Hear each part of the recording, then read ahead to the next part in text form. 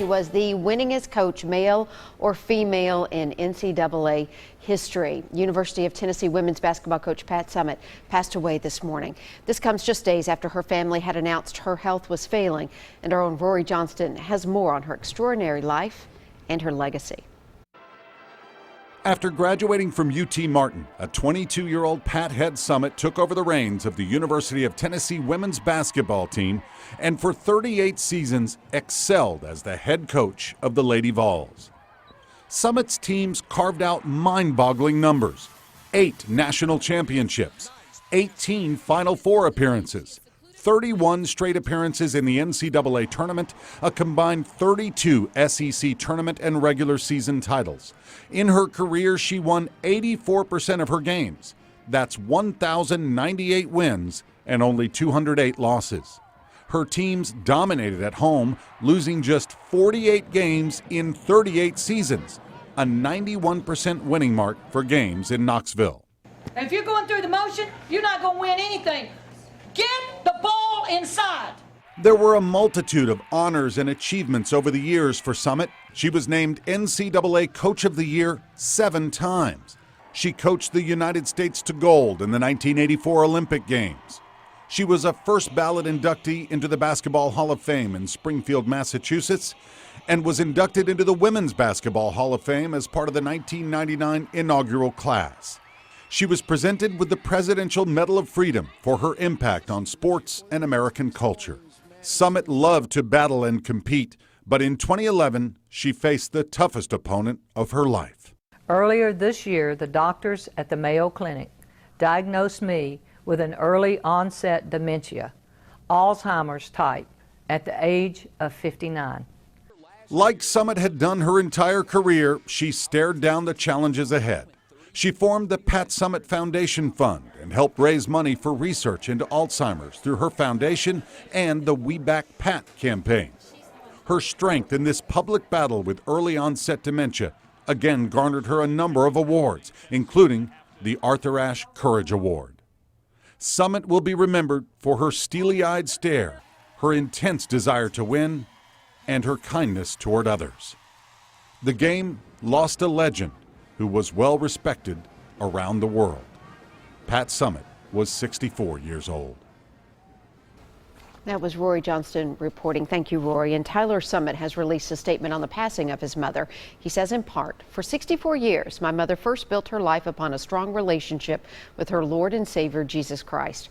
Her foundation was also built upon love of her family and of her players and love of the fundamentals of hard work, which reflected her philosophy that you win in life with people."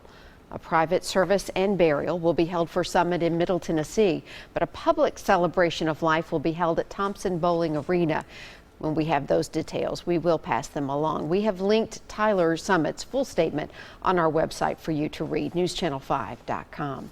And born in Tennessee, Coach Summitt was a staple to the state. Before her death, Governor Bill Haslam discussed her role as a Tennessean. I join every Tennessean in praying for Pat. When you think of a list of great Tennesseans over history, Pat's, I don't know what the numbering is, but Pat's at the very top of that list in terms of changing not just the game of basketball, but the impact on the world. I think my heart is heavy, along with a whole lot of Tennesseans who are just grateful for what Pat has meant. And we're also appreciative of the fact that she's called Tennessee home all this time.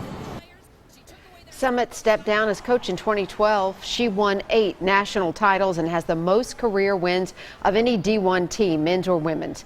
There's reaction pouring in over her death this morning. We're going to share some of those comments coming up for you in just a few minutes. In fact, current UT coach Holly Warlick has responded to the death of Pat Summitt. She has tweeted, "My heart is broken. Pat and I shared a very special bond that will never be broken. I love you, Pat." We will continue to follow this story throughout the day today. Also breaking news for you this morning here in Nashville. 2 Nashville firefighters are recovering after being hurt battling an overnight fire. Dan Kennedy's in Sylvan Park. That's where it happened this morning. And Dan, how are these firefighters doing? They're doing okay, Amy. Their injuries said not to be severe this morning. One firefighter has a hurt shoulder. The other one has a cut on his forehead. They got those injuries when they responded to this house on Central Avenue around 10 o'clock last night. I'll step out of the way and show you. It doesn't really look like there was a fire here last night, but indeed there was. In fact, when they first got here last night, the smoke was so heavy they couldn't even see the house. Fire crews entered that home through the basement where the smoke was heaviest with no visibility. The cause of the fire, which I think started in the basement, is still under investigation this morning. It was those two firefighters who were injured. No one else was injured thanks to their heroic actions. The house is still standing, the structure deemed safe, although inside there is plenty of water and smoke damage. And fire crews will be out here again a little later today investigating the cause of that fire, which they say started in the basement. Reporting live from Sylvan Park, Dan Kennedy, News Channel 5. Dan, thank you. It's been a busy morning. Here are several other breaking stories that we've been following all morning. In fact, part of the I-40-24 split remains shut down after another semi-rollover. Let's get the latest on what happened from Alexandra Cohen. She's been keeping up with all the progress this morning. I see you're back in your vehicle right there, Alexandra. What have officers told you about what happened? What we know is that this semi ran off the road. Let me show you. This is what's left of it. If you can see in this shot, those couple of wheels and some of that steel, they're putting that all into a flatbed. So they still have part of this lane blocked off. I'll show you from this dash video. Traffic is moving, but it's moving very slowly because, as you can see, they have a couple wreckers in this area trying to remove all of the debris from this accident. If you were watching some of my earlier live shots, you saw that this 18-wheeler was actually hauling cotton. They had 500 bales of cotton. Each of them weigh 100 to 200 pounds. So they were working to remove all of those, put them into a new semi so they could continue on to their destination. The driver of that semi was actually injured.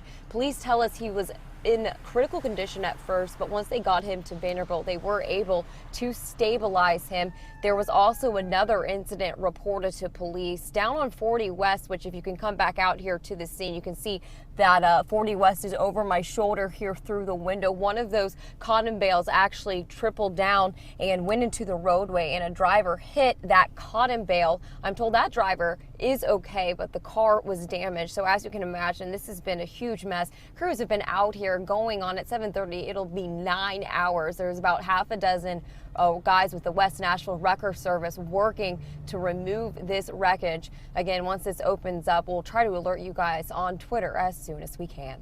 Reporting in live drive, Alexandra Cohen, News Channel 5. Alexandra, thank you. And crews are still cleaning up after another semi-wreck shut down Highway 243 in Murray County. That's where a tanker overturned last night, spilling molten aluminum all over the road. Take a look at the wreckage. Luckily, no one was hurt, but crews are still working to scrape the liquid metal up and repave the highway. We'll let you know when that road reopens. 3 TDOT workers have filed a multi-million-dollar lawsuit against Spirit Truck Lines. That suit comes 3 months after a truck driver killed one of their co-workers. Dorothea Rye, Santana Smith, and Carol Smotherman are suing the company for $18 million in damages. They were changing a tire on the side of I-40 in Hickman County when a semi-truck veered off the road and hit 2 of those TDOT trucks in the emergency lane. The accident injured them and killed their co-worker, 65-year-old David Younger. No court date has been set.